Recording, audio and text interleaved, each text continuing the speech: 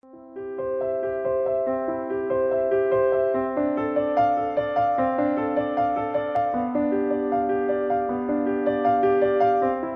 príncipe de los predicadores, Charles Spurgeon. Narrado por Samuel Andrés Chaparro Sandoval.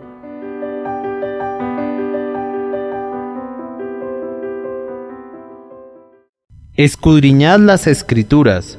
Sermón predicado la mañana del domingo 17 de enero de 1858 por Charles Haddon Spurgeon en el Music Hall, Royal Surrey Gardens, Londres. A la ley y al testimonio, si no dijeren conforme a esto, es porque no les ha amanecido. Isaías capítulo 8, versículo 20. Cuando los hombres no quieren aprender de Dios, cuán colosal se vuelve su locura. Si desprecian la sabiduría que es de lo alto, Dios permite que comprueben su propia ignorancia muy dolorosamente. Cuando el hombre no quiere postrarse delante del Dios Altísimo inmediatamente, se construye un ídolo, hace una imagen de madera o de piedra y se degrada postrándose delante de la obra de sus propias manos. Cuando los hombres no quieren recibir el testimonio de la Escritura con respecto a la creación de Dios, enseguida comienzan a desarrollar teorías que son 1000 veces más ridículas que lo ridículo que pretenden encontrar en el texto bíblico. Pues, si no quieren aceptar la solución de Dios al problema, Él los deja que busquen otra a tientas. Y su propia solución es tan absurda que con la sola excepción de ellos, todo el mundo tiene el suficiente sentido para reírse de lo que dicen. Y cuando los hombres abandonan el libro sagrado de la revelación, amigos míos, ¿a dónde van? Nos enteramos que en la época de Isaías acudían a lugares extraños, pues en el versículo 19 se afirman que preguntaban a los encantadores, a los adivinos que bisbiceaban y murmujeaban, si consultaban por los vivos a los muertos, y se convertían en crédulos seguidores de nigromantes. Es asombroso que los hombres que más ferozmente llenan de vituperios a la fe sean notables por su credulidad. Uno de los mayores incrédulos del mundo, quien se ha autodenominado un libre pensador desde su nacimiento, camina ahora tambaleante hacia su tumba creyendo en un extremado dislate que hasta un niño podría refutar. Sin preocuparse por tener a Dios en sus corazones, renunciando a la fuente viva, se ha cavado cisternas rotas que no retienen el agua. Oh, que cada uno de nosotros fuera más sabio, que no abandonáramos la buena senda antigua, ni dejáramos el camino que Dios ha preparado para nosotros. Si despreciamos la guía de un Padre infalible, no es de extrañar que viajemos entre espinos y abrojos y que desgarremos nuestra propia carne, y peor aún que tropecemos en montes de oscuridad y nos perdamos en el fondo de sus precipicios. Inquiera y lean en la palabra de Dios, escudriñad las Escrituras, porque a vosotros os parece que en ellas tenéis la vida eterna, y ellas son las que dan testimonio de Jesucristo. Yo pienso que en esa crisis particular que sufren los asuntos religiosos, es imperativo que el ministro cristiano exhorte a su pueblo a que sostenga firmemente las doctrinas de la verdad, la palabra de Dios. Parece probable que la nuestra será una época de predicación más bien que una época de oración. Vemos ahora por todas partes grandes asambleas que se congregan en salones y abadías para escuchar la predicación de la palabra, y es un signo ominioso de tiempos que estas predicaciones no solo sean patrocinadas ahora por los ortodoxos, sino aún por aquellos a quienes hemos considerado que son al menos de alguna manera herejes respecto a la antigua fe de la Iglesia protestante. Por tanto, se vuelve algo muy serio, pues es muy probable, ¿y acaso no lo puede ver todo sabio?, que cualquiera que se levante ahora que tenga algunos poderes de oratoria y algunas dotes de elocuencia será proclive a atraer a la multitud sin importar lo que predique, aunque la palabra que declare sea tan falsa como es verdadera la palabra de Dios y sea tan contraria al Evangelio como es opuesto al cielo el infierno. ¿No parece probable que en esta época atraiga una multitud de seguidores? ¿Y no es también muy probable que a través de esa caridad espuria que está proliferando ahora entre nosotros, que quisiera amordazar las bocas de hombres recriminadores, no resulte difícil reprender al impostor cuando surge y nos sea difícil exponer la falsedad aun cuando sea evidente para nosotros? Estamos ahora también y felizmente compenetrados entre nosotros y el disconforme y el miembro de la iglesia establecida se han vuelto ahora tan amigables entre ellos que tenemos que temer menos los efectos de la intolerancia extrema que los efectos del latitudinarianismo. Tenemos razones ahora para subirnos a la atalaya, no sea que se levanten algunos en medio de nosotros, la espuria progenie de estos felices tiempos de alianza evangélica, que reclamen nuestra caridad mientras predican lo que condenamos de lleno en nuestros corazones. ¿Y qué mejor consejo puede dar el ministro en tiempos como estos? ¿Qué libro podría recomendarles a sus oyentes? ¿Cómo los mantendrá firmes? ¿Dónde está el ancla que les dará para que la arrojen a las rocas? ¿Dónde están las rocas a las cuales tienen que arrojar el ancla? Nuestro texto es una solución a esa pregunta. Se nos proporciona aquí una grandiosa respuesta a la exhortación, a la ley y al testimonio. Si no dijeren conforme a esto, es porque no les ha amanecido. Primero, esta mañana voy a empeñarme en exhortarlos a llevar ciertas cosas a las que tenemos que se les añada una importancia supersticiosa, a la ley y al testimonio. En segundo lugar, voy a intentar mostrarles los buenos efectos que se presentarán si cada uno de ustedes lleva rígidamente todo lo que oye y cree a la ley y al testimonio. Y en tercer lugar, voy a darles algunas razones poderosas por las que deben someterlo todo a esta sagrada piedra de toque, y voy a concluir ofreciéndoles algún pequeño consejo acerca de cómo pueden hacer esto verdadera y útilmente.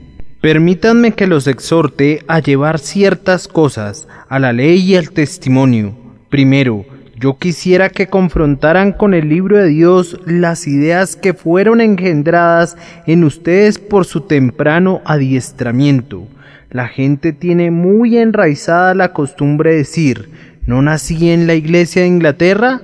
¿No debería entonces continuar en ella? O, por otro lado, ¿no practicó mi abuela el bautismo por inmersión? Entonces, ¿no debería continuar yo en la denominación bautista? Ni Dios quiera que yo dijera algo en contra de sus venerables y piadosos parientes, o que ustedes fueran irrespetuosos con la enseñanza de ellos. Aun cuando no podamos aceptarlo, nosotros siempre respetamos el consejo de ellos en consideración a las personas que nos lo ofrecen, sabiendo que la instrucción que nos dieron, aunque fuera errada, fue, con todo, bien intencionada.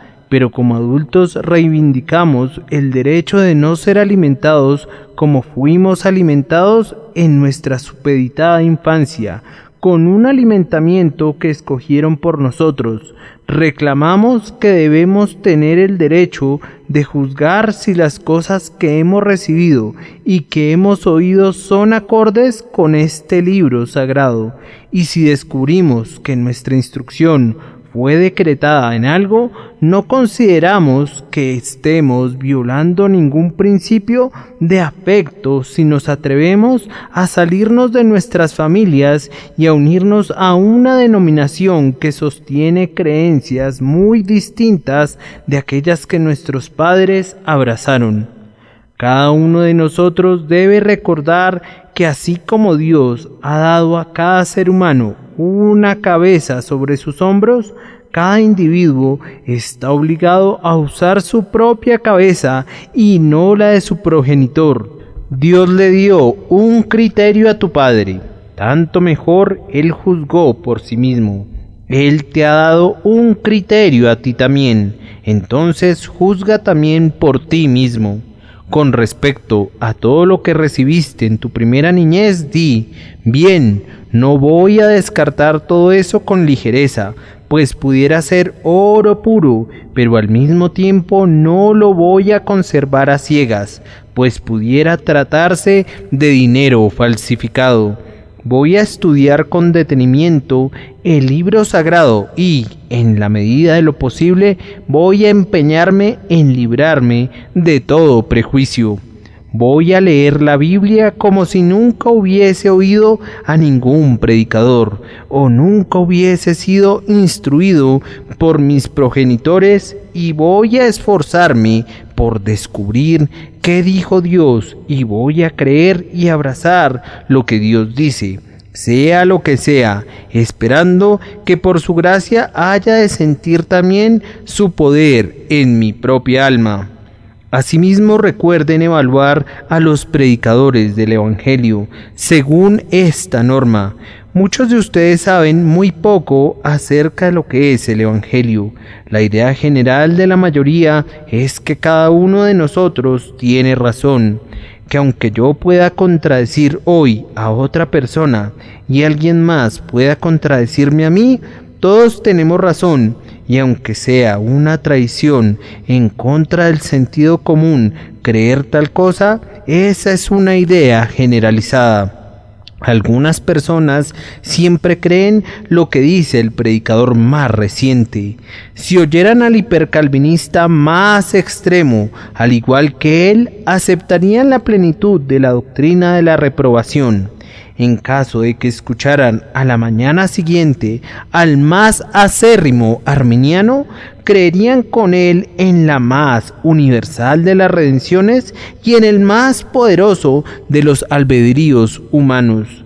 Si oyeran después al calvinista genuino, que predica que el hombre se ha destruido a sí mismo, pero que en Dios se encuentra su ayuda, tal vez piensen entonces que el hombre se contradice a sí mismo, y por una vez se rebelan contra sus maestros. Pero es probable que si oyeran a esa persona otra vez, se reconciliarían fácilmente con las aparentes contradicciones, pues lo que les gusta a ellos es simplemente la presencia del hombre, es simplemente la manera que tiene el hombre de decir las cosas y no lo que dice. Acabo de oír algo semejante con respecto al Santo Señor Durham, el escritor de este libro encantador sobre el Cantar de Salomón. Si yo hubiera vivido en su tiempo, pienso que no hubiera querido oír jamás a ningún otro predicador. De día y de noche me habría sentado esperando recibir los dulces goteos de sus labios de miel. Pero en su tiempo había un joven predicador. Su nombre ha caído en el completo olvido, cuya iglesia se llenaba de gente hasta la puerta, y en cambio la iglesia del señor Durham, que quedaba muy cerca, estaba vacía. La explicación de eso es que la mayoría de la gente no le interesa lo que se predica, sino la forma de decirlo. Y si lo predicado es expresado elegantemente, si es expresado bellamente y es expresado enérgicamente, eso le basta a la gente, aunque sea una mentira. Pero si se dice la verdad, no la reciben a menos que vaya acompañada de algunas dotes de oratoria y de elegancia. Ahora bien, al cristiano que ha superado su infancia, no le importa cómo se expresa el predicador. Para él lo importante es lo que dice. Lo único que se pregunta es, ¿dijo la verdad? Se queda únicamente con el grano. Para él la paja no significa nada y el tamo menos. A él no le importan los arreglos de la fiesta ni la elaboración de los platillos. A él solo le importa lo que constituye el alimento sólido para él mismo. Ahora, mis queridos amigos, cuando subo a este púlpito, yo reclamo el derecho de ser oído, pero no reclamo el derecho de que se me crea, a menos que las palabras que digo sean acordes con el libro sagrado. Yo deseo que me traten como quisiera que trataran a cualquier otra persona, que nos lleven a cada uno a la ley y al testimonio. Le doy gracias a Dios porque no tengo necesidad de avergonzarme de mi Biblia. Algunas veces me avergüenzo de esta traducción que hicieron de ella, viendo cómo en algunos puntos importantes no es fiel a la palabra de Dios. Pero de la propia palabra de Dios puedo decir que es el varón de mi diestra, mi meditación, tanto de día como de noche. Y si hubiese algo que predico que sea contrario a esta palabra, óyenlo en el cielo, escupan sobre ello y desprécienlo. La verdad está aquí. Lo que se les pide que reciban no es lo que yo digo, sino lo que dice mi Dios. Pónganme a mí y pongan a todos mis hermanos en la criba. Échennos a cada uno de nosotros en el fuego. Póngannos en el crisol de la verdad. Y lo que no se acorde con la palabra de Dios debe consumirse como escoria. Hay otra clase de individuos que es muy contraria a esos seres a los que me he referido. Estos varones son sus propios predicadores, no le creen a nadie sino a ellos mismos y sin que lo sepan tienen múltiples razones para odiar al Papa, porque entre colegas siempre hay disensión, ya que ellos mismos son papas. Estas personas, cuando oyen que se predica una verdad, no la juzgan por la Biblia, sino por lo que creen que debería ser la verdad. Por ejemplo, he oído decir a alguien después de haber oído la doctrina de la elección o la doctrina de la redención particular, bien, esa doctrina no me agrada, no me gusta. Y luego comienza a blandir una objeción que ha fraguado en su propio yunque, pero sin intentar jamás citar algún texto de la Escritura para refutar a la doctrina, sin referirse nunca a algún antiguo dicho de los profetas. Se empeñan en demostrar que la doctrina es un error, pero solo juzgándola según su propia opinión, según sus deseos de lo que debería ser la verdad. ¿Qué pensarías de un hombre que le dijera a un astrónomo: vamos, de nada sirve que me digas que la constelación de Escorpión tiene tal y tal forma, pues yo te digo que no me gusta su aspecto? Mi querido amigo astrónomo, no pienso que la constelación de Escorpión debería haber sido hecha de esa forma, y pienso que esta estrella debería haber sido puesta justo aquí en vez de allí, y entonces todo estaría bien. El astrónomo simplemente le sonreiría y diría: tu opinión no tiene ninguna importancia, pues no altera los hechos.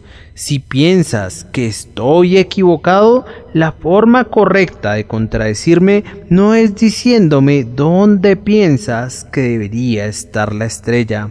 Simplemente ven y mira a través de mi telescopio y ve dónde están las estrellas. Ahora bien, lo mismo sucede con la verdad. La gente dice: a mí no me gusta una verdad de ese tipo. Esa no es una refutación de esa verdad. La pregunta es: ¿está en la Biblia? Porque si está allí, nos guste o no nos guste, es un hecho. Y todo lo que el ministro tiene que hacer es reportar los hechos que encuentra allí. Vamos, el astrónomo no puede disponer a las estrellas en una fila como si se tratara de una hilera de lámparas de gas para agradarte y el ministro no puede poner las doctrinas en la forma en la que tú deseas que sean puestas. Todo lo que el astrónomo hace es ubicarlas y entonces dice, así es como están en el cielo. Entonces tú tienes que mirar al cielo para ver si es así. Todo lo que yo tengo que hacer es decirles lo que encuentro en la Biblia. Si no les gusta, recuerden que esa no es una refutación y no me importa que les guste o no les guste. Lo único que cuenta es, ¿está en la Biblia? Si está ahí, no voy a detenerme para probarlo. Yo no vengo aquí para demostrar una doctrina en absoluto. Si está en la Biblia, es verdad. Ahí está. Yo la divulgo. Si la rechazas, lo haces para tu propia condenación. Pues tú mismo crees que la Biblia es veraz y yo te demuestro que está allí y por tanto tiene que ser verdad. ¿Debería ser acorde con tu mente? ¿Quisieras que la Biblia se adaptara a los designios de tu propio corazón? Si lo hiciera, sería algo sin valor. ¿Desearías tener un evangelio acorde con tus deseos? Entonces, para algunos de ustedes sería un evangelio que permitiría la lascivia. ¿Desearían tener una revelación diseñada para complacerte en tus lascivias y para que te entregues a tu orgullo? Si es así, has de saber que Dios no condescenderá jamás a alimentar tu altivez o tu desenfreno. La Biblia es un libro semejante a Dios. Él exige tu fe en ese libro y aunque dieras coces contra él, es una piedra que no puede ser quebrada jamás, pero advierte que tú puedes ser despedazado sobre ella, sí, y puede caerte encima y aplastarte hasta convertirte en polvo.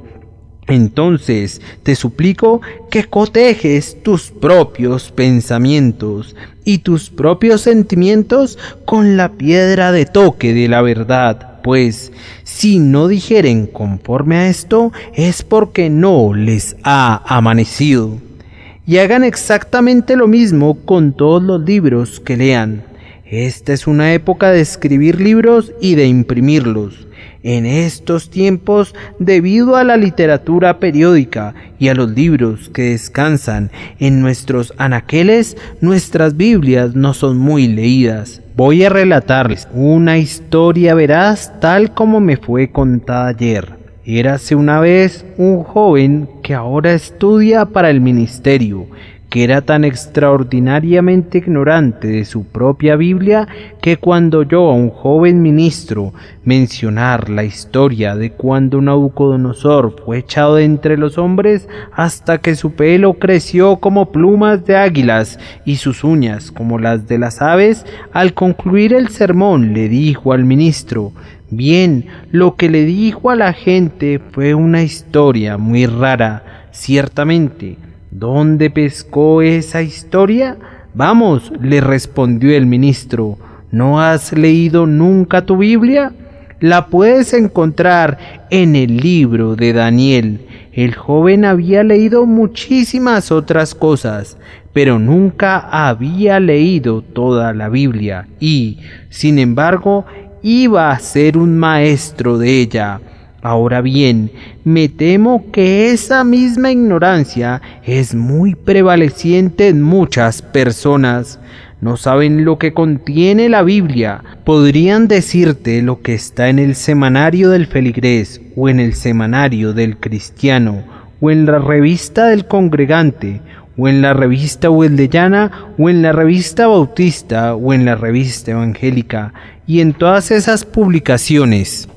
Pero hay una antigua revista, una revista de armas, una revista de riquezas que olvidan leer. Es ese libro anticuado llamado la Biblia. Ah, dijo alguien que estaba a punto de morir, que había sido un gran experto en los clásicos. Qué bueno hubiera sido que hubiera pasado tanto tiempo leyendo mi Biblia como el que invertí leyendo a Livio. Qué bueno hubiera sido ser tan riguroso en mi reseña sobre la Santa Escritura como lo fui en la reseña sobre Horacio, o que fuéramos sabios para asignarle a la Biblia la mayor parte de nuestro tiempo y para continuar leyéndola siempre, tanto de día como de noche, para que fuéramos como árboles plantados junto a corrientes de agua que dan su fruto en su tiempo. Como ministros del Evangelio debemos recordar lo que bellamente dijo McCheyne.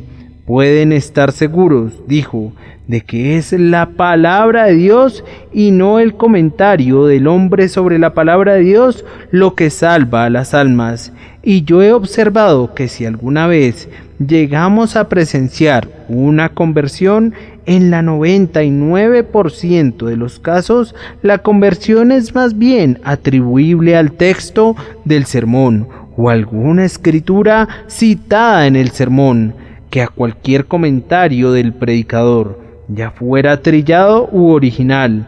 La palabra del Señor es la que rompe los grilletes y libera a los prisioneros. Es la palabra de Dios la que salva instrumentalmente a las almas y, por tanto, tenemos que cotejarlo todo con la piedra de toque, a la ley y al testimonio. Si no dijeren conforme a esto, es porque no les ha amanecido. Paso ahora a mi segundo punto. Hermanos, permítanme mostrarles algunos de los buenos efectos que habrán de obtenerse de un estudio detallado y cuidadoso de la ley y del testimonio de Dios. Primero, recuerden que a menos que estudien la palabra de Dios, no serán competentes para detectar el error.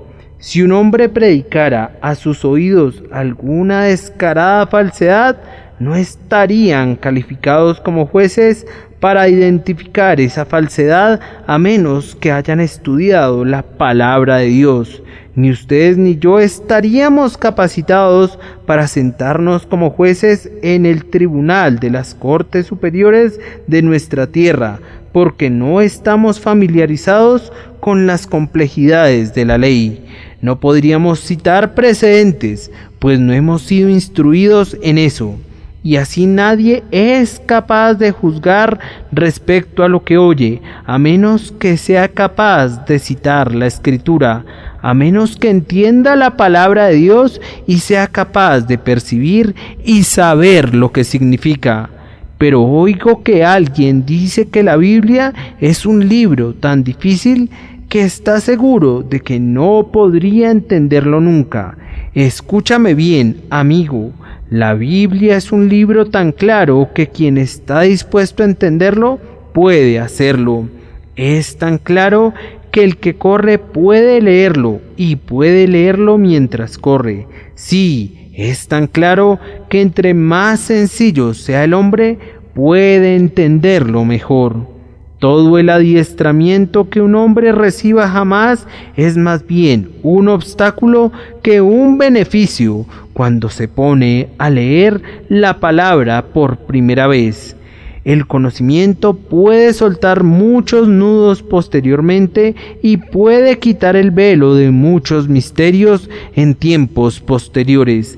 Pero hemos oído decir a críticos de mentes profundas que al principio habrían dado todo el mundo si hubieran podido hacer a un lado todo su conocimiento para leer la Biblia sencillamente como el humilde aldeano la lee y creerla como la palabra de Dios, sin las objeciones de la crítica. Ustedes saben cómo la señora Beecher Stowe describe al tío Tom leyéndola.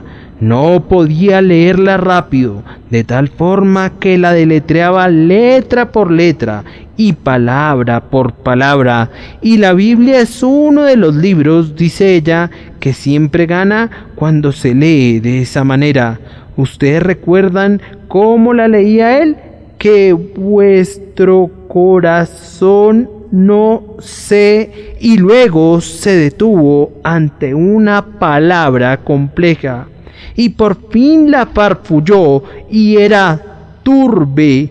¿Creéis en Dios? Creed también en mí, Pues bien, la Biblia se torna más dulce cuando uno se detiene un largo tiempo al leerla. Y lejos de que tu falta de instrucción te descalifique para tu entendimiento de la Biblia, te ayuda, pues la mayor parte de ella es más entendible desde la sencillez de tu corazón. Vengan ustedes y escudriñen las Escrituras. ¿No son las misteriosas fábulas o los eruditos volúmenes de difíciles palabras que dicen algunas personas? Este no es ningún libro críptico, como nos diría el sacerdote. No es un volumen que el niño que asiste a la escuela dominical puede entender si el Espíritu de Dios descansa en su corazón. Es un libro que un obrero de manos callosas puede comprender también como el teólogo ilustrado, y muchos de ellos se han vuelto sumamente sabios en él. Repito, lean sus Biblias para que sean capacitados para detectar el error. Pero, además, a mí no me cae bien el hombre que siempre está buscando el error. Pueden estar seguros de que ese tipo de hombres tienen algún error en su propio corazón. Dicen, ladrón encuentra al ladrón, y es muy probable que haya algún amor al error en su corazón, pues de lo contrario no estarían tan dispuestos a sospechar de él en otras personas. Pero permítanme darles otra razón. Escudriñen sus Biblias, pues entonces, cuando se vean involucrados en una disputa, serán capaces de hablar muy confiadamente. No hay nada que dé al hombre tanto poder entre sus semejantes como la confianza. Cuando me contradicen en la conversación con respecto a cualquier convicción que yo exponga, si tengo la Escritura al alcance de mi mano, entonces me río de mi oponente, y aunque él sea muy sabio y haya leído 10 veces más libros de lo que yo haya simplemente visto, yo sencillamente le sonrío. Si puedo citar la Escritura, entonces estoy confiado, estoy seguro y tengo certeza respecto al asunto, pues Jehová ha dicho así. Es un argumento que nadie puede refutar.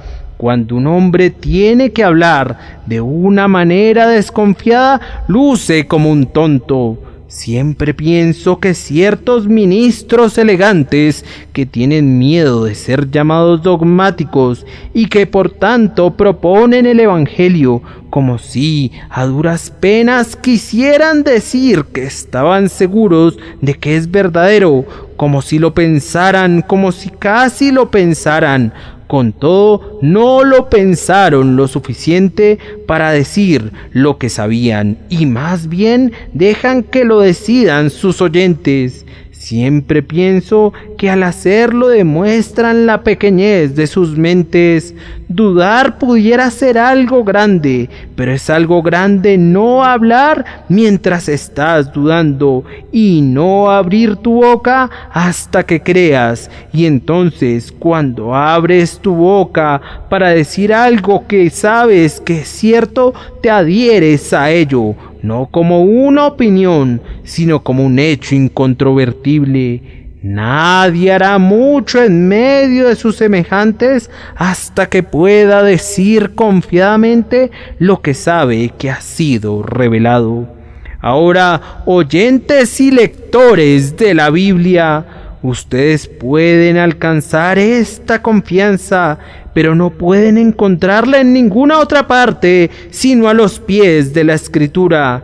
Si solo oyen a los ministros, serán inducidos a la duda, pues uno de ellos confundirá lo que su hermano buscaba demostrar. Pero si leen sus Biblias, cuando tengan la palabra legible bajo su propia luz, impresa en sus corazones por el Espíritu Santo, entonces, si todas las formas que los hombres inventan asaltaran tu fe con arte traicionero, tú las llamarías vanidad y mentiras, y atarás a tu corazón el Evangelio. Además, escudriñen las Escrituras y sometan todo lo que oigan a esa gran prueba, porque haciéndolo obtendrán una rica cosecha de bendiciones para su propia alma. No creo que haya un solo texto en la Escritura que no haya sido un instrumento de la salvación de un alma. Ahora bien, quien camina entre hombres sabios será sabio, y quien camina en medio de los hombres sabios que escribieron la Santa Escritura tiene al menos la más alta probabilidad de ser hecho sabio para salvación.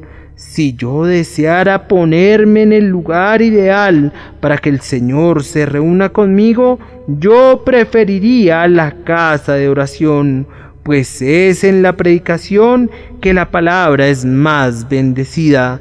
Con todo, desearía igualmente la lectura de las Escrituras, pues puedo hacer una pausa en cada versículo y decir: este versículo fue bendecido para muchas almas, entonces, ¿por qué no habría de ser bendecido para mí? Por lo menos estoy junto al estanque de Betesda, voy caminando en medio de sus pórticos, y quién sabe si el ángel agitara el estanque de la palabra mientras yazgo imponente a uno de sus costados en espera de la bendición. Sí, es tan grande la verdad de que Dios ha bendecido cada palabra de la Escritura que yo recuerdo una asombrosa anécdota sobre la conversión de un hombre gracias a un pasaje de la Escritura que no parecía apropiado para un propósito semejante. Ustedes conocen aquel capítulo de Génesis, ese capítulo muy opaco, en donde leemos: fueron pues todos los días de Matusalén 969 años y murió, y fulano de tal vivió tantos años y murió. Nos hemos enterado de que una vez fue leído en público y un hombre que escuchaba esa lectura, al oír la frecuente repetición de "y murió", pensó: y yo me voy a morir. Y fue la primera nota de advertencia que penetró en su conciencia cauterizada, y fue el instrumento de Dios para llevarlo a Jesús. Ahora lean las Escrituras por esta razón, si desean la salvación y si están anhelando vivamente la misericordia, si sienten su pecado y necesitan la salvación, vengan a este mar de amor, a este tesoro de luz, a este guardarropa de suntuosos trajes, a esta fuente de bienaventuranza. Vengan ustedes y vean cómo son suplidas sus necesidades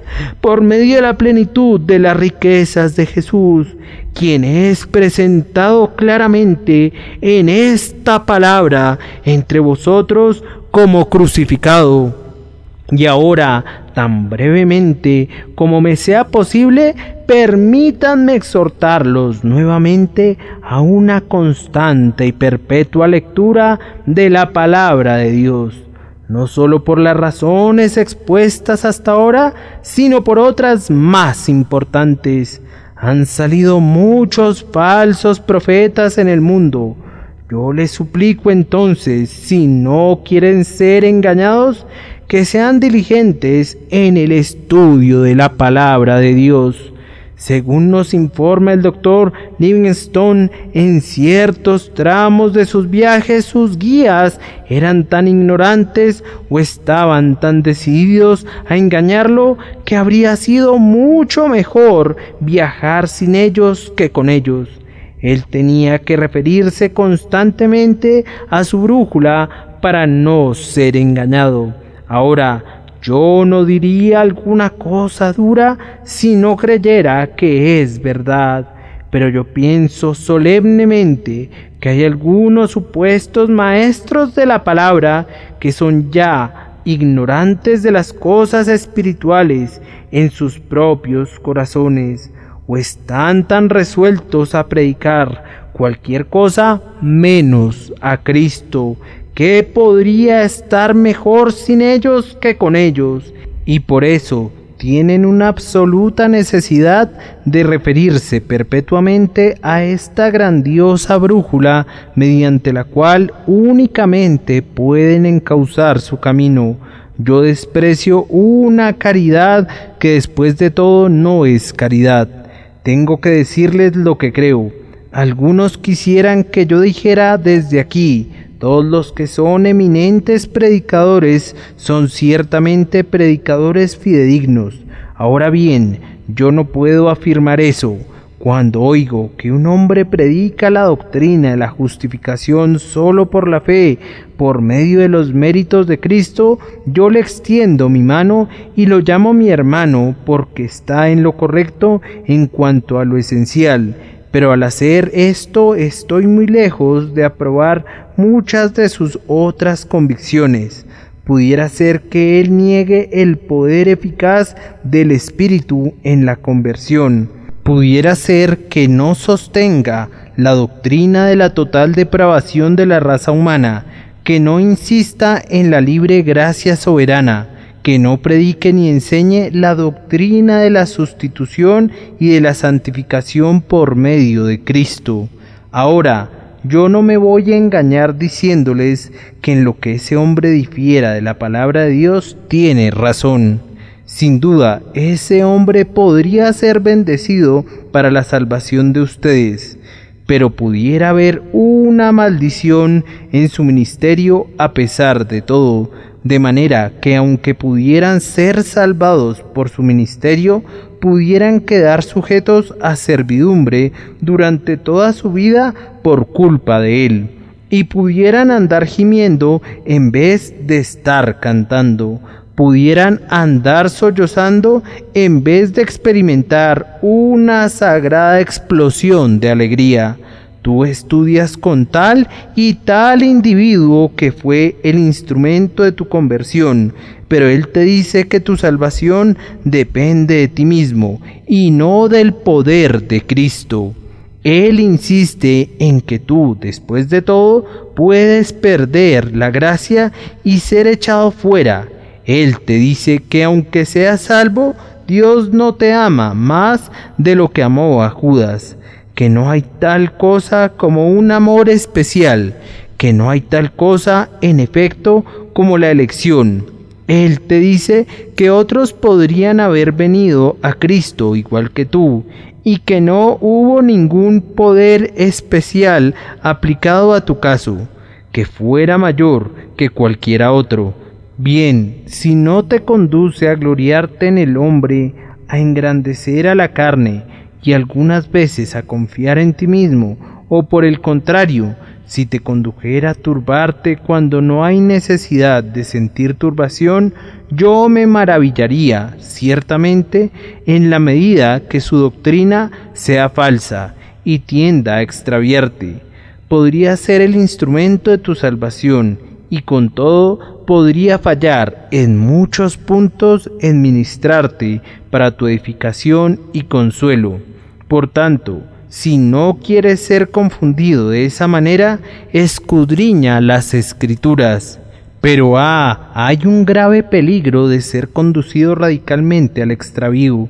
Pudieran oír todo lo que el ministro diga, pero él podría olvidar decirles la parte vital de la verdad. Pudiera tratarse de alguien que se deleita en las ceremonias, pero que no insiste en la gracia que contienen. Él podría proponerles la rúbrica y el sacramento, y decirles que hay eficacia en la obediencia al uno y en la atención al otro, pero podría olvidar decirles que el que no naciere de agua y del Espíritu no puede ver el reino de Dios. Ahora bien, bajo un ministerio así, no solo podrían ser conducidos al extravío, sino que podrían ser destruidos por completo. Pudiera ser alguien que insista mucho en la moralidad de la vida. Podría decirte que seas honesto, justo y sobrio, pero tal vez pudiera olvidar decirte que se requiere de una obra más profunda que la mera moralidad. pudiera recorrer la superficie, pero sin hundir nunca la lanceta en la profunda úlcera de la corrupción de tu corazón. Él pudiera darte una dosis paliativa, alguna medicina que pudiera aquietar tu conciencia, pero podría no decirte nunca: no hay paz para los malos, dijo Jehová.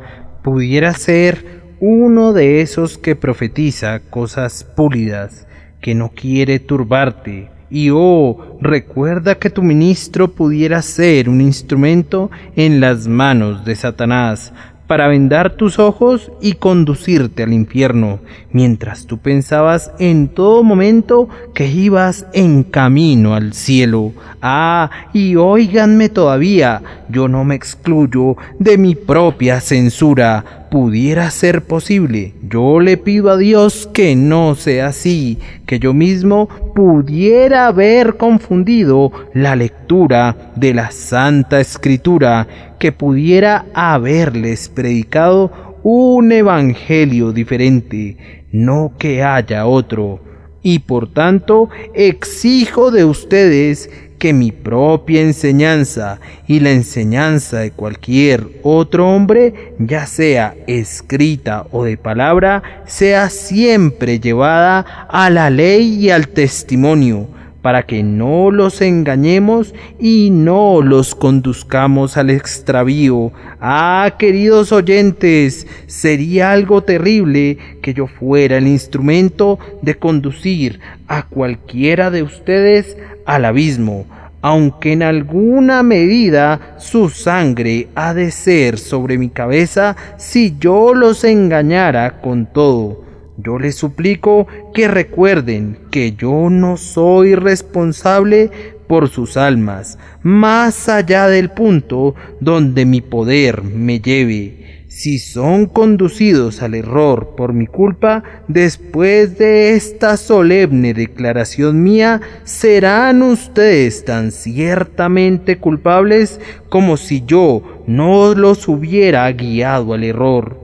Pues yo les encargo que así como aman a sus propias almas, así como quieren garantizar la eternidad, no pongan más confianza en mí de la que pondrían en cualquier otro hombre, solo en la medida que pueda demostrar por el infalible testimonio de la palabra de Dios que lo que he dicho es verdad. Apéguense siempre a esto, a la ley y al testimonio. Si no dijeren conforme a esto, es porque no les ha amanecido.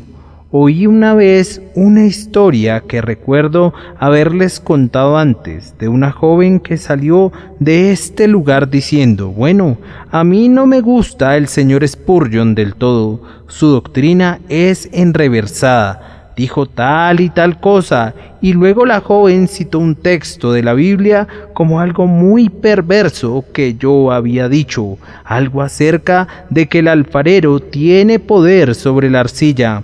Entonces la amiga que estaba con ella le dijo: ¿fue Pablo quien dijo eso? No el señor Spurgeon. Respondió ella, yo pienso que el apóstol Pablo también era enreversado. Pues bien, nos alegra mucho incurrir en una censura de ese tipo, y no voy a objetar del todo si acompaño a Pablo donde quiera que él vaya, pero les suplicamos que acudan a sus Biblias y vean si es así. Algunos padres cristianos tienen una muy buena costumbre. Cuando los niños y las niñas regresan a casa les preguntan: bien, ¿cuál fue el texto? Y entonces el padre quiere que repitan lo que el ministro les dijo, y aún el más pequeño sabe algo, y dice una cosa u otra que el ministro mencionó desde el púlpito. Entonces el padre busca en su Biblia para ver si esas cosas son así.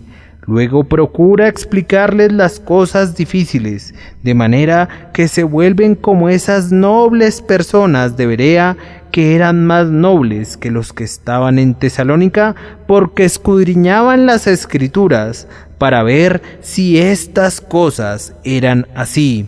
Y ahora voy a mencionar simplemente una o dos peculiaridades en lo que siempre les he predicado a ustedes.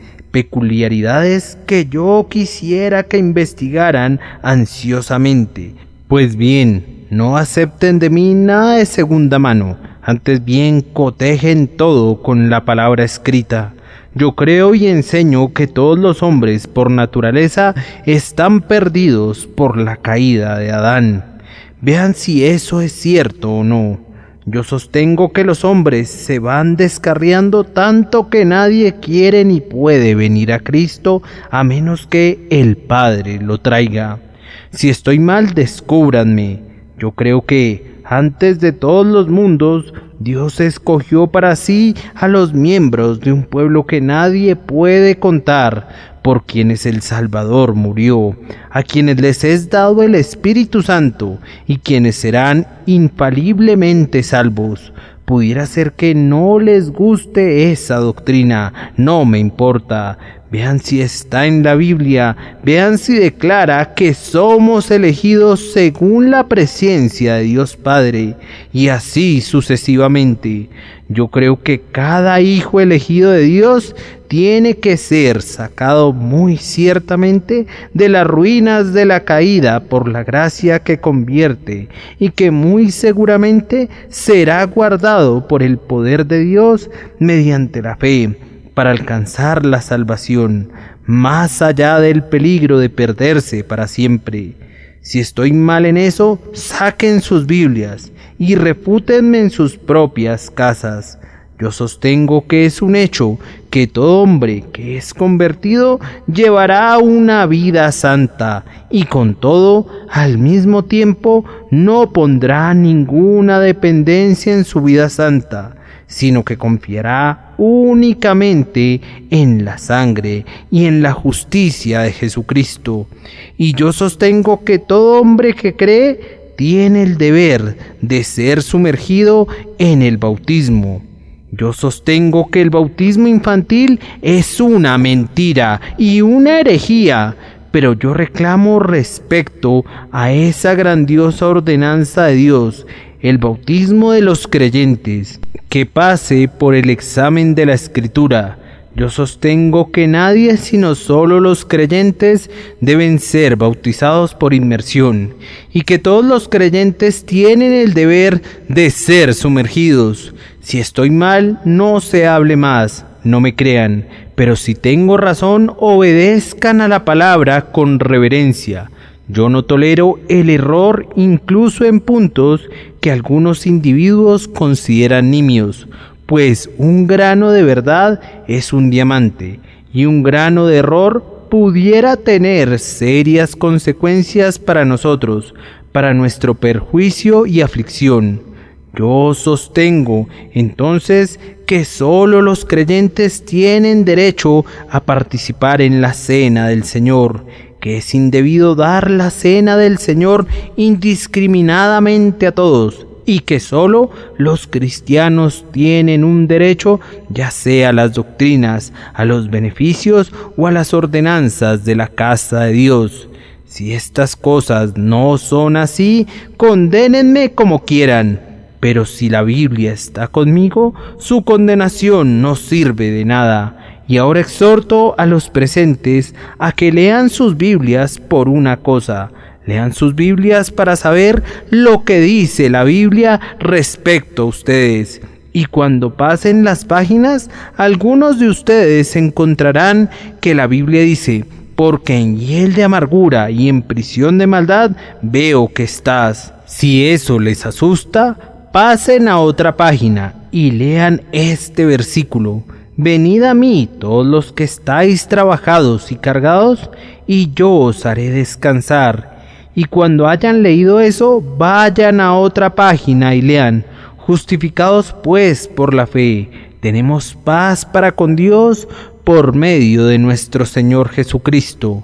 Les ruego que no se aparten de sus Biblias hasta que el polvo de ellas los condene.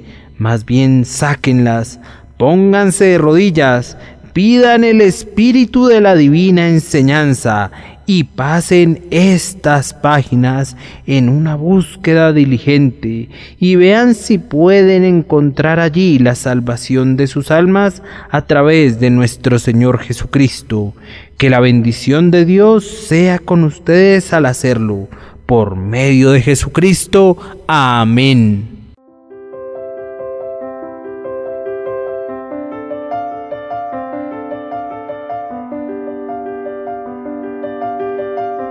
El príncipe de los predicadores, Charles Spurgeon. Narrado por Samuel Andrés Chaparro Sandoval.